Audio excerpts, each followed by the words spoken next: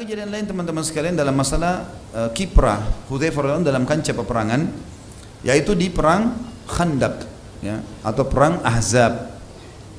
Sudah sering kita ceritakan peperangan ini teman-teman sekalian, tapi ada kisah yang unik di sini. Jadi setelah 45 hari dikepung Madinah oleh orang-orang Quraisy dan pasukan Ahzab. Ahzab kan jamak daripada hizib, yang berarti kelompok. Karena banyaknya suku-suku Arab dan orang Yahudi bergabung sampai 10.000 pasukan dipimpin oleh Abu Sufyan pada saat itu, maka dinamakan Ahzab. Allah namakan surah Ahzab, surah nomor 33, menceritakan masalah perang Ahzab atau perang Khandaq, parit yang dijelaskan dalam hadis, gitu kan. Kalau perang Ahzab disebutkan dalam Al-Quran, kalau perang Khandaq, istilah Khandaq digunakan di dalam hadis Nabi alaihissalatu wassalam. Yang jelas teman-teman sekalian, pada saat itu sudah dibuat parit, muslimin berhasil menahan serangan-serangan musuh, ya. Di zaman kisah Ali bin Abi Thalib sudah kita ceritakan, kisah juga Zubair bin Awam sudah kita jelaskan, ya, bagaimana peperangan-peperangan ini terjadi. Juga kisah Jabir bin Abdullah, masalah kisah makanan yang jadi banyak, pada saat itu sudah kita pernah jelaskan. Jadi kita masuk ke inti bahasan masalah Hudzaifah saja. Setelah 45 hari mengepung Madinah dan mereka tidak mampu sama sekali untuk, ya, masuk, maka ada satu orang pemimpin Quraisy namanya Naim bin Mas'ud. Naim ini entah bagaimana kuasa Allah, dia tadi orang keduanya Abu Sufyan, orang yang paling benci dengan Islam. Dia tiba-tiba memanah ke arah seberang parit muslimin, surat isinya, wahai Muhammad, jemputlah aku karena aku ingin masuk Islam. Maka Nabi SAW bilang kepada para sahabat, turunkan tangga buat dia, dari tali sama kayu, turunin di parit, dijemput malam hari. Orang-orang Quraisy tidak ada yang tahu, dia sendiri turun. Datang Naim bin Mas'ud, betul-betul dia masuk Islam, syahadat. Nabi SAW gembira, gitu kan, ini pimpinan Quraisy. Tidak ada apa-apa nih, Allah SWT utus dia datang. Dan ini sebab kemenangan muslimin di perang Ahzab, salah satunya.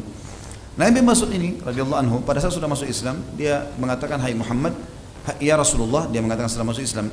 Tadinya sebelum masuk Islam, dia hai Muhammad, saya mau syahadat. Lalu Nabi SAW syahadatkan. Lalu dia mengatakan, ya Rasulullah, setelah masuk Islam, utus saya, perintahkan apa saja. Apa saja. Ya. Kata Nabi SAW, kau satu orang hai Naim. Saya nggak tahu harus suruh apa, tapi kalau kau bisa kacauin mereka, kacauin aja. Maka berdirilah. Naim mengatakan, baik, saya akan lakukan ya Rasulullah. Maka dia pun turun, dia langsung keluar.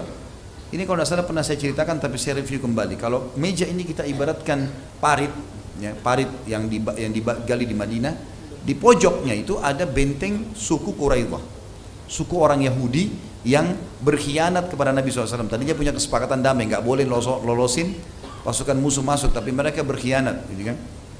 Mereka mau lolosin masuk pasukan Ahzab. Naim langsung datang ke sana. Terus ngobrol, minta izin sama pemimpin Yahudi, Quraidah, izinkan saya masuk. Karena dia tahu Naim maksudnya adalah pimpinan orang Quraisy, diizinkan masuk. Dia bilang, saya mau kumpul sama tokoh-tokoh kalian. Ngumpullah dengan tokoh-tokoh orang Yahudi.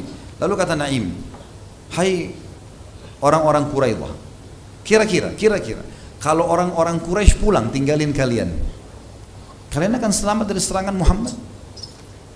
Kalian kan sekarang merasa kuat karena ada mereka. Sekarang saya lihat kejenuhan di pasukan Ahzab ini besar sekali, gitu kan? Jadi tujuan Naim ingin mengacaukan mereka, gitu kan?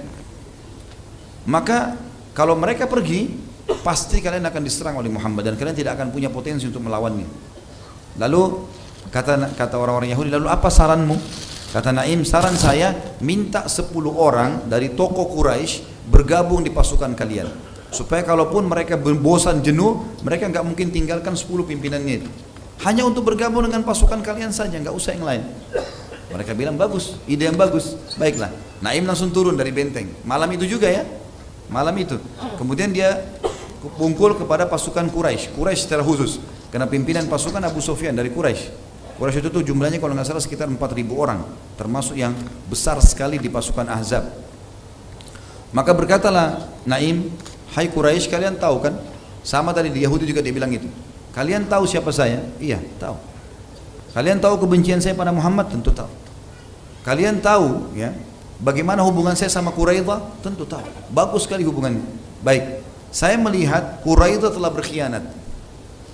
Quraidah telah berkhianat. Dan sebagai bukti, mereka akan meminta 10 orang dari kalian Orang-orang Quraisy 10 orang untuk dijadikan tebusan kepada Muhammad. Seperti itu. Kata mereka, kalau itu betul terjadi ini pengkhianatan yang besar, gitu kan? Kata orang Quraisy. Tapi Abu Sufyan jeli. Abu Sufyan itu pimpinan mengatakan, sebentar, saya pastikan dulu ke Quraidah. Lalu dia pergi ke sana, minta dibukain pintu gerbang, dibuka. Lalu Abu Sufyan kumpul. Abu Sufyan pakai strategi perang. Dia tidak bertanya apakah Naim datang segala macam, enggak. Bukan seperti kita kalau ngobrol sama teman, perang beda, gitu kan? Maka dia bilang, hai Yahudi, besok kita akan serang Madinah. Kalian dari benteng kalian, kami dari parit, dari depan parit, gitu kan? Kata orang-orang Yahudi, hai Abu Sufyan, engkau tahu kalau besok ini hari Sabtu. Hari Sabtu kami nggak berperang, orang Yahudi. Mau Yahudi waktu itu memuliakan hari Sabtu, mereka nggak perang hari Sabtu. Mereka takut kalau lakukan kegiatan yang dilarang hari Sabtu itu mereka duduk di rumah ibadah, gitu. Sampai mereka pernah memancing, akhirnya Allah kutukkan gitu. Yang terkenal dengan Ashabus Sabt. Ringkas cerita, kata Abu Sufyan, baiklah kalau gitu. Hari Ahadnya, lusanya kita perang, gitu kan? Kata orang Yahudi, boleh saja, tapi dengan syarat, kalian harus berikan 10 pimpinan kalian pada kami, supaya bersama pasukan kami. Kata Abu Sufyan, benar nih Naim. Benar nih Naim, gitu kan? Maka Abu Sufyan pulang. Malam itu juga pulang, kumpulin orang-orang, gitu kan? Bersamaan detik itu teman-teman sekalian, pas Naim lagi mundur, pulang, wahyu datang kepada Nabi SAW. Kalau Naim berhasil mengacaukan mereka. Lagi dingin, gelap Madinah waktu itu, sudah 45 hari dikepung. Dan perlu kita tahu, hari kemarinnya, hari ke-44, Quraisy menyerang besar-besaran dari pagi sampai maghrib. Sampai para sahabat telat sholat asar. Nabi SAW aja sholat asar di waktu azan maghrib. Pada saat itu karena mereka buat pasukan kudanya itu di bagian depan parit, mukul-mukulin kaki kudanya supaya paritnya runtuh tanah gitu kan, supaya bisa diinjak. Dari belakang itu pasukan pemanah. Dan ini 10.000 orang, banyak sekali. Maka para sahabat tersibukkan sampai Umar mengatakan, ya Rasulullah, sungguh orang-orang kafir ini sudah merepotkan kami. Saya tidak sholat asar kecuali baru saja ini, sebelum azan maghrib. Kata Nabi SAW, hai Umar, saya belum sholat. Maka Nabi SAW sholat berjamaah dengan sahabat yang belum sholat pada saat itu, gitu kan? Seperti itulah. Yang jelas Nabi SAW waktu itu sahabat di malam itu lagi gelap, dingin luar biasa. Dan memang Madinah sangat dingin. Kami pernah rasakan di musim dingin pada saat kuliah di sana, luar biasa dinginnya, bisa sampai 5-4 derajat, dingin sekali. Yang jelas teman-teman sekalian, kata Nabi SAW kepada para sahabat, kan gelap nih. Nabi nggak suruh nyalain obor supaya musuh nggak tahu di mana posisi muslimin. Nabi cuma bilang, siapa yang bisa pergi nyebrang ke sebelah, ya, ke pasukan musuh dan membawakan informasi kepada saya, dan dia akan menjadi rekanku di surga. Bukan cuma masuk surga, jadi partnernya Nabi di surga. Saking dinginnya, gelapnya, takutnya orang-orang, kata Hudzaifah, tidak ada yang bicara. Nggak ada yang bicara, satu pun. Nabi ulangi lagi, siapa yang mendatangkan informasi dari pasukan musuh kepadaku, dia akan jadi rekanku di surga. Nggak ada yang nyaut. 3 kali nggak ada yang nyaut. Ada 2 riwayat. Riwayat pertama, Nabi SAW mengatakan, Hudzaifah berdirilah. Hudzaifah dipanggil. Riwayat kedua, Nabi SAW lalu berjalan di sekitar sahabat. Kata Hudzaifah, waktu itu saya kedinginan, tidak punya penutup badan kecuali selimut istri saya yang kecil. Saya bawa ke tempat parit yang bisa menutupi cuma sampai lutut. Betis saya sampai kaki ini dingin sekali, gitu kan? Tiba-tiba kaki Nabi SAW tersentuh di kaki saya. Lalu Nabi tanya, man, siapa ini? Kata Hudzaifah, Hudzaifah ya Rasulullah. Kata Nabi SAW, kum ya Hudzaifah, berdiri kau sekarang, kau yang tugas, gitu. Jadi akhirnya Hudzaifah bilang, saya pun berdiri, gitu kan? Berdiri, karena diperintahkan oleh Nabi SAW. Maka kata Nabi SAW, pergi ke sana hai Hudzaifah, ambil informasi dari mereka, tapi jangan lakukan apapun kecuali itu saja. Ambil informasi, apakah mereka akan bubar, tidak bubar, itu saja, pulang ke sini. Jangan perang, jangan membunuh, jangan mengambil apapun, pokoknya jangan apa-apa. Baiklah, kata Hudzaifah, demi Allah waktu itu dingin luar biasa, seperti menusuk tulang-tulang. Tapi begitu saya mengiyakan, tiba-tiba badan saya jadi hangat. Saya seperti di dalam sebuah kotak yang panas, yang hangat gitu. Saya turun dari parit, saya naik ke atas, kemudian masuk ke pasukan musuh, gitu kan. Pada saat itu bersamaan Abu Sufyan balik dari tadi bentengnya Quraidah itu. Abu Sufyan di api unggunnya duduk, kemudian dia berkata kepada orang-orang, kumpullah hai pasukan, ya. Ada sesuatu yang penting yang saya ingin sampaikan pada malam ini, dan pastikan orang-orang di sebelah kalian kenal. Gitu. Jangan sampai musuh nyelinap. Hudzaifah ada di situ. Gitu. Akhirnya Hudzaifah mendengar Abu Sufyan memanggil orang-orang, gitu kan. Kata Abu Hudzaifah, saya waktu dengar suara laki-laki itu mengatakan, hai pasukan, kumpullah dan pastikan orang sebelah kalian. Saya melihat orang itu lagi menghangatkan diri di api unggun, karena dingin sekali kan. Begitu saya lihat Abu Sufyan, pimpinan orang-orang kafir nih, dia bilang, saya pun meletakkan anak panah saya di busurnya. Demi Allah kalau saya tarik mati Abu Sufyan, karena sasarannya dekat sekali dan panah ini dekat, pasti bisa membunuh. Tapi saya mengingat wasiat Nabi SAW, jangan buat apa-apa, ambil informasi pulang, ini penting. Taat pada pemimpin di kancah peperangan penting. Jangan sok jagoan, serang tidak, walaupun kita punya potensi, harus izin, gitu kan. Pasukan muslimin dulu tidak berani menyerang kecuali sudah ada izin. Sampai kadang-kadang mereka karena inginnya menyerang, mereka merayu-rayu pimpinan mereka, izinkan kami menyerang. Begitu dikatakan iya, sudah langsung menyerang, gitu. Kalau enggak bisa, melanggar ini, gitu kan. Bisa kalau mati tidak mati syahid nantinya. Maka kata Hudzaifah, orang-orang pada berkumpul semua, karena kan informasi penting. Tapi Abu Sufyan bilang apa tadi? Harus kenal orang yang ada di sebelah. Tanya. Jadi orang pada tanya, siapa kamu? Siapa kamu, gitu kan? Tanya, disebutkan namanya. Hudzaifah bilang, saya bingung nih. Nanti kalau saya sebut nama saya ketahuan.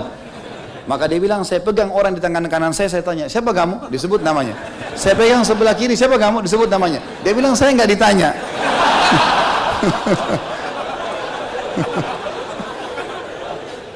Ini kecerdasan. Sampai dia bilang, saya nggak ditanya akhirnya. Setelah itu dia bilang, saya dengar Abu Sufyan bicara, ada berita penting, Quraidah telah berkhianat, dan hai manusia, malam ini angin. Pas waktu itu angin berhembus, kata Hudzaifah, keras sekali, sampai tidak ada kemah, tidak ada kendi-kendi air, panci-panci, semuanya Quraisy terbongkar semua. Kuda-kuda pada lepas dari talinya, gitu kan. Kata Abu Sufyan, Quraisy sudah berkhianat dan kalian lihat angin ini begini kencang. Tidak ada alasan untuk kita tinggal, maka saya perintahkan kalian pulang. Kata Hudzaifah, begitu dengar kata-kata pulang, ternyata memang kejenuhan di pasukan Quraisy, pasukan Ahzab sudah sangat besar. Mereka pun saling mengatakan, pulang, kita sudah dapat perintah. Maka mereka pun semua pulang pada malam itu. Kata Hudzaifah radhiyallahu anhu, saya pun pulang. Saya pun pulang, kemudian saya menyeberang Khandaq sampai masuk ke kemah Nabi SAW. Nabi SAW lagi sholat malam. Dia bilang, saking dinginnya, saya begitu masuk kemah, gitu kan, begitu masuk kemah, tadinya hangat, dingin itu kembali, hilang. Jadi tadi itu hangat cuma Allah kasih untuk mendatangi musuh saja, gitu kan. Dia bilang dingin sekali, tiba-tiba saya menggigil, kemudian saya duduk, menjongkok, gitu ya. Dan Nabi SAW melihat saya, lalu Nabi SAW memberikan kepadaku lagi sholat. Beliau mengambil ya kain beliau, ada jubah beliau yang tebal, lalu diberikan kepada Hudzaifah. Dan Hudzaifah bin Yaman memasukkan telapak kakinya di bawah kaki Nabi SAW. Artinya ada sejarah Nabi SAW, beliau berlindung di situ. Sampai Nabi SAW selesai sholat, lalu bertanya, ada apa hai Hudzaifah, informasi? Dia bilang, ya Rasulullah, seperti yang anda inginkan, bahwasanya memang Allah sudah membubarkan mereka. Kata Nabi SAW, alhamdulillah kalau begitu. Tidurlah, ya. Maka Hudzaifah pun tidur. Kata Hudzaifah, saya tidur nyenyak, gitu kan. Sampai saya tidak bangun kecuali Nabi datang dan menendang kaki saya sambil mengatakan, bangunlah wahai tukang tidur. Dan pada saat saya bangun, gitu kan, sholat subuh, kemudian saya melihat pasukan Ahzab sudah bubar. Tapi ini termasuk disebutkan oleh para ulama tentang bagaimana keberanian Hudzaifah radhiyallahu anhu untuk menyeberang ke musuh. Ini nggak gampang. Pasukan 10.000 orang, gitu kan. Dan dia menyelinap ke sana, ini nggak sembarangan. Tapi ini keberanian yang Allah Subhanahu wa ta'ala karuniakan kepada manusia terbaik ini.